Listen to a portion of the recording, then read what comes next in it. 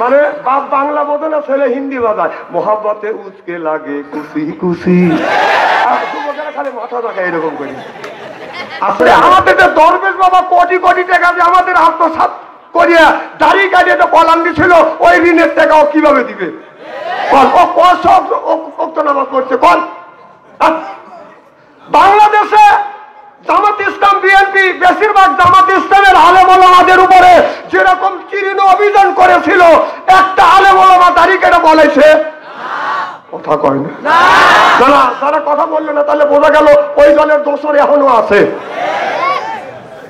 একটা লোক দাড়ি কেটে বলে নাই, খালি ওনারা দাড়ি রেখে বলছে খেলা হবে খেলা হবে না, খেলা হবে।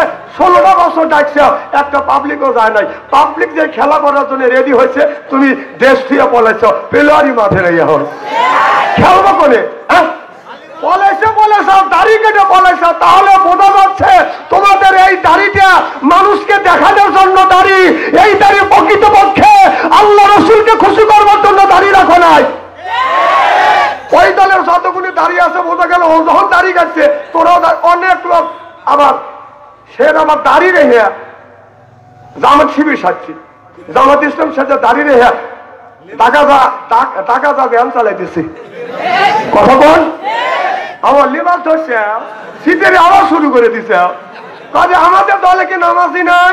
হ্যাঁ তোমাদের দলে নামাজি আছে, আমি অবিশ্বাস করি। ইহুদিরা কি নামাজ পড়ে না? কথা বল। আরে ইহুদিরা নামাজ পড়ে, ইহুদিদের দাড়ি রেখেছে, তোমাদের দাড়ি আর ইহুদিদের দাড়ির মধ্যে কোন কম বেশি নাই। কথা বল না কে? হাতে উলিয়া বানাইছে সাবেক প্রধানমন্ত্রী, দেশটা হাতে উলিয়া বানাইছে সাবেক প্রধানমন্ত্রী, সোনার দেশটা শ্মশান করলো লুইটা পুইটা খাইয়া রে প্রধানমন্ত্রী। কোথায় রইলেন কামরুল ইসলাম, কোথায় কাদের কাকা, কই গেল সে ওই মহিলার শ্বেতাং শ্বেতাং কথা? কোথায় রইলেন কামরুল ইসলাম, কোথায় কাদের কাকা, কই গেল সে ওই মহিলার শ্বেতাং শ্বেতাং কথা? ওই দলের মানুষকে ভাসাইয়া, দলের মানুষ ভাসাইয়া দিল্লি করলে বাসাবে প্রধানমন্ত্রী। 41 সাল পর্যন্ত ক্ষমতায় থাকিবে, নমরুদের মতো দেশটা শাসন করিলে। বলে ওর বাবার দেশ না না, 41 সাল উনি রোড নাম দিয়েছিল। 41 সাল দেশটাকে তোর বাপের একাই নাকি? না আমাদেরও বাপদাদার অধিকার আছে। আপনাকে মানুষ বলা চলে না। মসজিদে আজান হয়, চাষতালে বসে আপনি চা খান আর সাবির খানের ছবি দেখেন, আপনার বিবেকে কি একটুকু বাধা দেয় না?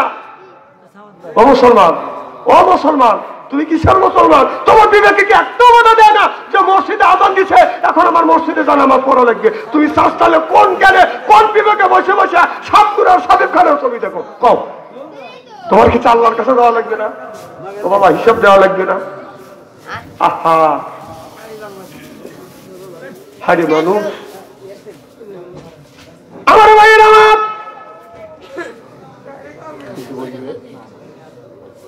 আমার ভাইয়ের আমার, আল্লাহর আদালতে আল্লাহর নবী তখন বলবে কই তোর নামাজ কই? আমি নবী কষ্ট করছি তোদের জন্য, তাইফের জমিনে গেছি, আমি নবী আমার গায়ে পাথর মারছে, দেখ আমার শরীরে এখনো বসন্তর গোটার মতো দেখা যায়। এই নামাজের জন্য আমি নবী কি না করছি, আর এই নামাজ তোর আমলনামায় পাওয়া যায় না।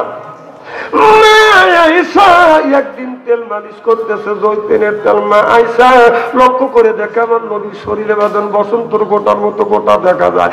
মা আয়েশা বলে ইয়া রাসূলুল্লাহ, ইয়া হাবিবাল্লাহ, ছোট্টবেলায় কি আপনার শরীরে বসন্তর গোটা হয়েছে?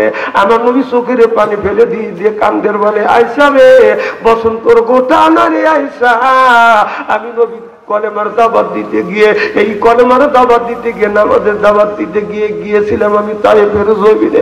তায়েফের ছেলেরা, আমি নবী আমার গায়ে পাথর মেরেছিল, আমি অজ্ঞান হয়ে জমিনে পড়েছিলাম। এ আয়েশা আবার বগুলের নিচে হাত দিয়ে আমাকে দাঁড় করাইছে, আবার আমি অজ্ঞান হয়ে পড়ে গেছি।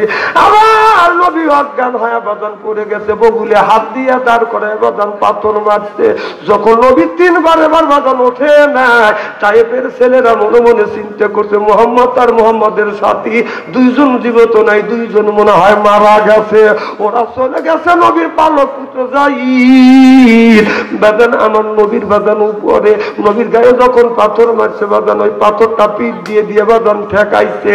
হযরত সাহেবের যখন হুঁশ ফিরে গেল, হাত দিয়ে পাথরগুলি যখন চড়াইয়া দিল, দেখে আমার নবী, আমার নবীকে বলে নবী গো আপনার কেমন লাগে? আমার নবী বলে যায়ীদ রে, আমার শরীরটা বিশেষ জর্জরিত হয়ে গেছে, চলো রে যায়ীদ আমাকে বাড়ির দিকে নিয়ে যাও। কিছু দূর যাওয়ার পরে আমার নবী ক্লান্ত হয়ে গেলেন। যায়ীদ রে আমি একটু আরাম করতে চাই, বিশ্রাম করতে চাই। যায়ীদ পাথরের উপরে বসাতে চায়। যায়ীদ দিদিকে বলে পাথর রে, আমার নবী কেমন মারছে, তুমি তুলার চাইতে নরম হয়ে যাও। আমার নবী যখন পাথরের উপরে যখন বসলেন, হযরত যায়ীদ লক্ষ্য করে দেখে রসুলের রক্ত মোবারক নবীর জুতা মোবারকের তালুর সাথে পা মোবারকের তালুটা বাজান লেগে গেছে। যায়ীদ হাত দিয়ে এক হাত দিয়ে জুতো মোবারক ধরে, আর এক হাত দিয়ে রসুলের পা মোবারক ধরিয়ে জুতো খুলতে চায়। নবী বলে যায়ীদ রে জুতা খুলিস না, আমি নবী কলিজায় আঘাত পাই। যায়ীদ হামু দিয়া যখন বাদান জুতো খুলে আমার নবী লক্ষ্য করে দেখে যায়ীদের শরীরে বাদান পিঠের চামড়া নাই, গোস্তগুলি উঠে গেছে। হাড্ডির ফাঁকা দিয়ে দিয়ে যায়ীদের কলিজা দেখা যাচ্ছে। আমার নবী বলে যায়ীদ রে তোমার পিঠের চামড়াটা কই? যায়ীদ বলে নবী গো আপনাকে যখন পাথর মারছে, আপনি যখন বেহুশ হয়ে পড়ে গেছেন গো নবীজি, ও নবী আমি পিঠে গে দিছি গো নবীজি, আপনার গায়ে যেন পাথরের আঘাত আর না পড়ে। নবী গো এক একটা করে পাথরে মারছে, চামড়া উঠে গেছে, গোস্ত গুনে বের হয়ে গেছে, একটু সিদ্ধ হইয়া কলিজা পর্যন্ত দেখা যাচ্ছে। নবী বলে যায়ীদ রে তুমি এত কষ্ট করলে? যায়ীদ বলে নবী গো শুধু কলিজা দেখা যাচ্ছে, কলিজা যদি ছিঁড়া নিয়ে যাইতো আমি আপনাকে ছেড়ে চলে যাইতাম না। যেরকম সুবহানাল্লাহ। আমার ভাইরা আমার নবী বলে যায়ীদ চলো যাই।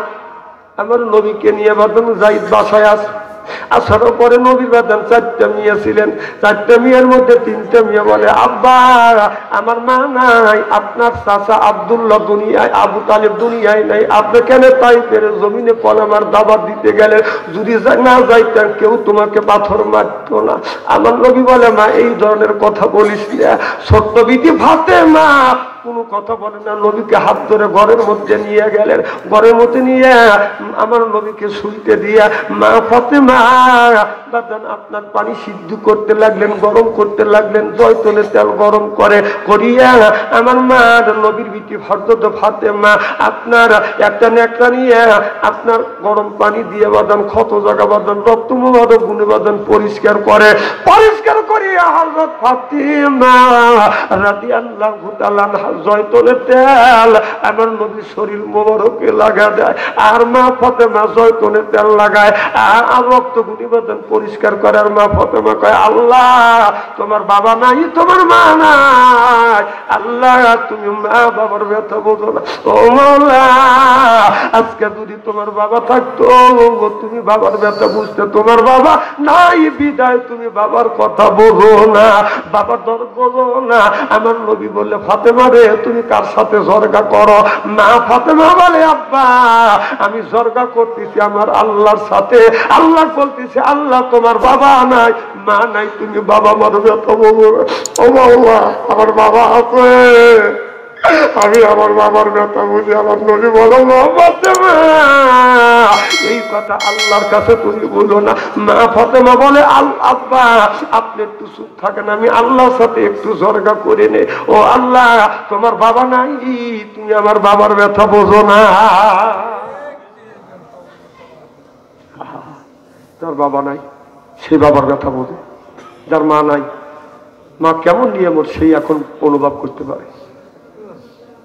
যার মা নাই সেই মায়ের ব্যথা বোঝে বাবা দুনিয়ায় নাই, সেই বাবার ব্যথা বোঝে যুবক। এখন যদি তোমার রাত যদি 12টা হয়, তুমি যদি বাসায় না আসো, বাড়িতে এসে দেখবে বাড়ি 2 জন মানুষ, সব মানুষ ঘুমাইছে, 2 জন ঘুমায় নাই। একজন হলো মা, একজন হলো দরদের আব্বা। তোমার আব্বা রাস্তা পর্যন্ত আগা যায়, তোমার মা খাবার নিয়ে, শীতের দিনে খাবার ঠান্ডা হয়ে যাবে লেপের মধ্যে, তোষকের মধ্যে রেখে দেয়, আমার বেটার ভাত ঠান্ডা হলে খাইতে কষ্ট হয়ে যাবে। 2 জন অপেক্ষা করে, একজন হলো মা আর একজন হলো বাবা। ও বাবা, আমার বাবা 97 বছর পর্যন্ত জমিনে বেঁচে, আমার মা 112 বছর পর্যন্ত বেঁচে ছিল। আমি যখন আপনাদের ইনিয়তপুর কুকনি দিয়ে মাহফিল করে, তখন বাজান ব্যানও ছিল না, আমার গাড়ি ছিল না, এখন তো প্রাইভেট কার নিয়ে যায়, তখন হাইটে গেছি, হাতিয়া বেতকান্দির মধ্যে দিয়ে শিবলতলা আপনার ওই যে শিক্ষামপুরের মধ্যে দিয়ে নদী পার হয়ে সোল্লারের মাঠ পাপ দিয়ে বাজান হেঁটে গেছি।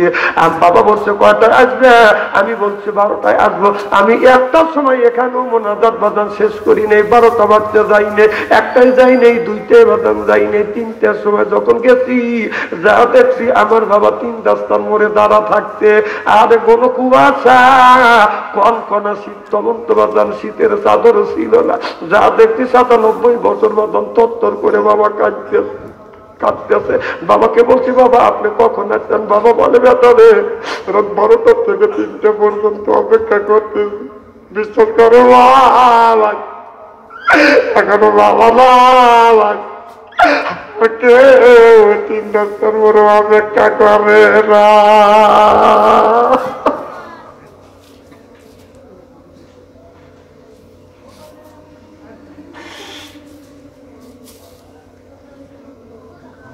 যে মানুষটা অপেক্ষা করত সেই বাবা নাই, আর কোনদিন রাস্তায় আমার জন্য বাজান অপেক্ষা করে না। বাবা মৃত্যুর পরে মা দীর্ঘদিন বাজান জমিনে জীবিত ছিল। আমার মা 112 বছর পর্যন্ত বাজান বেঁচে ছিল।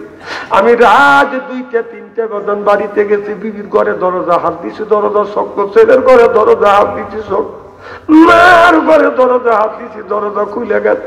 মারে যা বলছি মা তুমি কি ঘুমাও না? মা বলে বেটা রে, যতক্ষণ পর্যন্ত তুমি বাড়িতে না আসো আমি তোমার মা, আমার চোখে ঘুম আসে না। ও বাজান দে, তখন বাজান তোমার শীতের পোশাক ছিল না, একা সময় বুঝাও পরি না, হাইতে গেছি বাজান, শীতে বাজান হাত বাঁকা হয়ে গেছে, পা ফলাতে পারি নাই বাজান, ঠান্ডা। আমার মা হাত ধরছে, হাত ঠান্ডা, কপালে হাত দিছে, কপাল ঠান্ডা, পাতা ঠান্ডা। আমার বৃদ্ধ মা 112 বছর বয়স, অত রাত্রি বাজান মা উঠিয়া শরীরে সরিষার তেল বাজান গরম করিয়া আমার সারা সর্ব শরীরে বাজান মালিশ করে দিয়েছে। এখন আর কে শরীরে সরিষার তেল গরম করে মালিশ করে দেয় না। যেই মানুষটা মালিশ করছে সেই মানুষটা 5টা কাপড় নিয়ে অন্ধকার কবরের মধ্যে শুয়ে আছে। সেই বাবা আমার জন্য রাস্তার পাশে বাদাম দাঁড়িয়ে থাকছে, অপেক্ষা করছে, সেই বাবা 3টা কাপড় নিয়ে বাদান কবরের মধ্যে বাদান ঘুমিয়ে। আমি জানি না কার বাদান মা দুনিয়ায় নাই, বাবা দুনিয়ায় নাই, ওই মা বাবা অন্ধকার কবরের মধ্যে শুয়ে আছে। ওই লোকটার কলিজা আঘাত লাগবে, চোখে যদি পানি আছে ওই মানুষটার চোখে বাদান পানি আসবে।